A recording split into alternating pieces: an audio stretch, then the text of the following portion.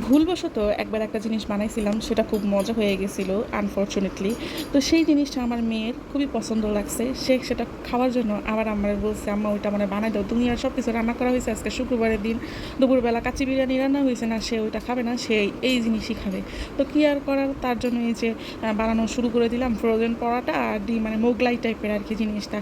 হঠাৎ একদিন সন্ধ্যার সময় তাড়াহুড়া করে এই জিনিস বানাই দিয়েছিলাম। তো খাইয়া তাদের খুব ভালো লাগছিল, আমার ছেলেরা আর আমার মেয়ের। তো আমার মেয়ের এই জিনিসটা তার মুখে লেগে আছে, তার সে এইটাই খাবে। তো বানাইতে গেছি, বানাইলাম। ভাই বানানো যে ভেজাল এই জিনিসটা, উপর থেকে যদি আরেকটা দিতাম তাহলে ভালো হতো না, আমি এভাবেই দিলাম আর কি।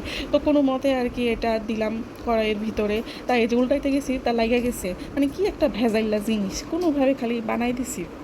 তো দেখতে দেখেন কি সুন্দর হয়েছে, লাল লাল টকটকা জিনিসটা, চমৎকার না? বাহ! এইবার আমি কাটতে আসলাম, মেয়েরে বললাম একটু দেখো, বলছে আম্মু আমি ছুরি আনি তুমি কাটো। তো কাটতে গেছি, ও মা, ভিতরে যাই দেখি কাঁচা। এই যে হইলো, এটা কিছু এরকম চমৎকারভাবে ভাজলাম, তাজা এরকম হয় তা কী আর করবো। তারপর আবার ওভেনের ভিতরে দিলাম, ওভেনের ভিতরে দিয়ে এই তেলের স্মুতি খাবারটা বানাইলাম।